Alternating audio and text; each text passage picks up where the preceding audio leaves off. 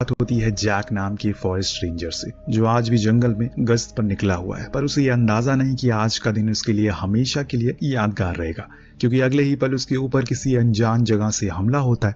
हालांकि ये हमला तीर से हुआ था तो वो बच गया, लेकिन ये था कौन जो आज के जमाने में तीर से हमला कर रहा है, और अगर कर भी रहा है तो क्यों कर रहा है। इसी बात का पता लगाने के लिए उसने अपनी जैकेट उतारी और बंदूक लेकर आगे बढ़ा। जैकेट इसलिए उतारी ताकि वो तेज भाग सके, लेकिन काफी देर हो गई और अभी तक उसे कुछ भी महसूस नहीं हुआ और ना ही आसपास उसे कुछ दिखाई दिया। हो सकता है कि वो जो कोई भी था वहां से भाग गया होगा या फिर कोई शिकारी होगा।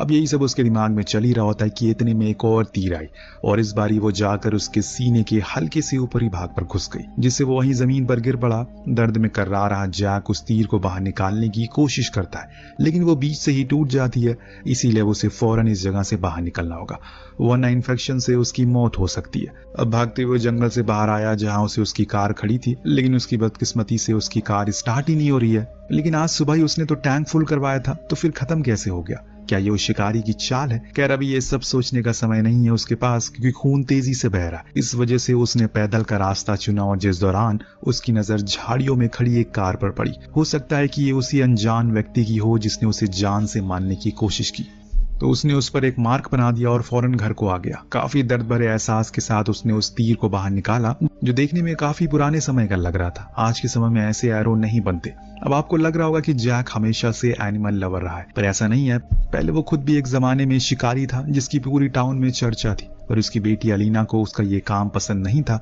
और यही वजह है कि उसने ये काम छोड़ दिया। दरअसल एक दिन जब वो अपनी बेटी के साथ कहीं से लौट रहा था तो वो कुछ सामान लेने के लिए उतरा, और जब वापस आया तो उसकी बेटी अचानक कहीं गायब हो गई। आज पूरे 5 साल होने को आ गया और आज भी वो उसे मिसिंग पोस्टर लगाता रहता है। लेकिन उस गम को बुलाने के लिए उसने शराब का सहारा लिया, जो इतनी ज्यादा हो गई कि उसकी बीवी तक उसे छोड़कर चली गई, और इसीलिए वो अकेले ही रहता है। अपनी बेटी के लिए फॉरेस्ट रेंजर बन गया ताकि जानवरों को बचा सके जैसे वो चाहती थी। उसने आधे से ज्यादा जंगल में कैमराज लगा रखे हैं, जिसकी मदद से वो घर बैठे ही सारी चीजों पर निगरानी रखता है। तो वहीं दूसरी ओर हम टाउन के न्यू शेरिफ एलिजाबेथ को देखते हैं, जो पुलिस इंचार्ज काल के पास जाती है और अपने भाई क्रूम को छुड़ाने के लिए, जिसे एक अबैंडन फैक्ट्री से पकड़ा गया है, जहां पर उसने 2 नंबरी काम किए होते हैं। अब यहाँ पर एलिजाबेथ की पोस्ट के कारण उसे छोड़ दिया जाता है, बस एक वार्निंग देकर। पर वापस जाते समय वो अपने भाई से पूछती है क्या उसने किसी को मारा है, तो वो बताता है कि नहीं, बल्कि उसे तो फैक्ट्री में काम करने वाले आदमियों ने मारा है, क्योंकि उन्हें पता चल गया था कि मैं किसका भाई हूँ। अब एलिजाबेथ उसे वहां से जाने से मना करती है, पर वो कोई जवाब नहीं देता। इस बीच उसके पास एक कॉल आई, एक नदी किनारे लाश मिली है, इसीलिए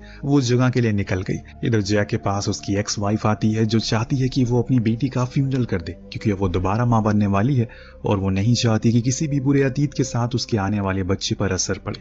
लेकिन जैक मना करता है उन पेपर पर साइन करने के लिए, क्योंकि उसे अभी भी लग रहा है कि उसकी बेटी जिंदा है। और जब उसकी बीवी ने देखा कि वो अभी भी नशे में है, तो वो वहां से ये कहकर चली गई कि 2 हफ्ते बाद उसका फ्यूनरल है, हो सके तो आ जाना। सीन शिफ्ट होकर पहुंचता है उसी क्राइम सीन पर, जहां पर सभी पुलिस वाले उस लड़की की लाश को काफी बारीकी से देख रहे थे, लेकिन उन्हें कोई सबूत नहीं मिलता जिससे शिनाख्त हो सके कि इसका खून कैसे हुआ। तभी एलिजाबेथ के उसके गले पर चोट के निशान मिलते हैं। वो थोड़ा पुराना तो हो सकता है कि किसी के बदले की आग ने इसकी जान ले ली हो। और इसके बाद ये लोग आसपास की जगहों वाले इलाकों से खोजबीन करते हैं। इन्हें कुछ खून के निशान मिले, जिसका मतलब ये था कि ये काफी टाइम से घायल थी और जिंदा रहने की कोशिश में लगी थी, लेकिन वो खुद को ज्यादा देर जिंदा रख नहीं पाई। वहां से एक छिले हुए पेड़ पर एक टूटी हुई एरो दिखी, जिसे इन्होंने फोरेंसिक के लिए अपने पास रख लिया। अब स्टेशन आने पर जब एलिजाबेथ ने उसकी जांच की तो उसे उसके बीच में एक मार्क दिखा। हूबहू ये एरो उसी तरह लग रहा है जैसे जैक के सीने पर उस दिन लगा था। तो हो सकता है कि इन दोनों के बीच में कोई तालमेल हो।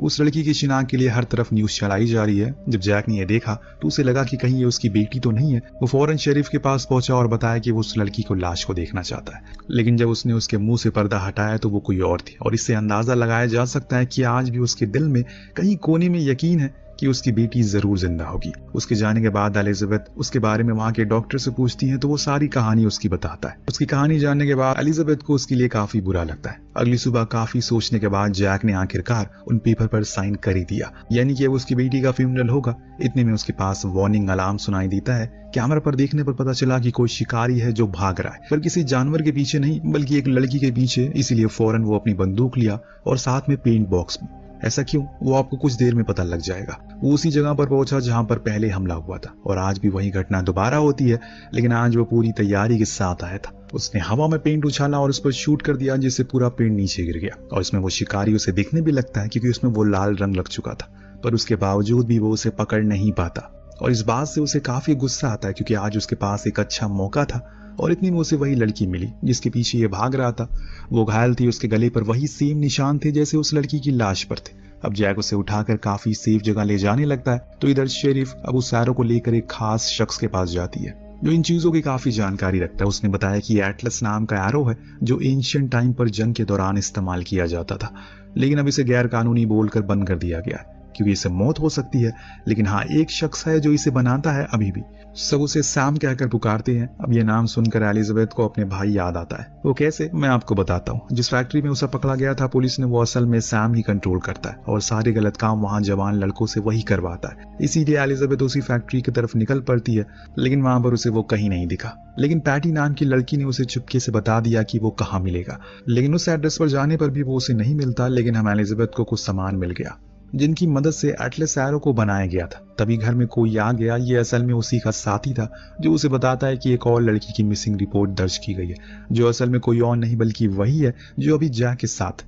इधर जैक जंगल में उसे उठाते उठाते थक चुका है, इसीलिए उसने एक जगह पर उसे रख दिया कि तभी वही लड़की उस पर हमला कर देती, ये समझ कर कि कहीं वो शिकारी तो नहीं है जो उसे मारना चाहता है। लेकिन जैक उसे समझाता है कि वो उसके साथ सुरक्षित है, उसे कुछ नहीं होगा। हालांकि वो मानने को राजी नहीं हो रही है, लेकिन धीरे धीरे करके जैक उसे यकीन दिला ही देता है। अब दोनों वहीं एक बंकर में छुप गए जिसे उसने ही बनाया था इस जंगल में ताकि शिकारियों को पकड़ सके। पर फिलहाल वो खुद उसे बचने के लिए यहाँ छुपा है। वो उस लड़की से पूछता है कि उसका नाम क्या है, पर वो यहाँ तक कैसे आई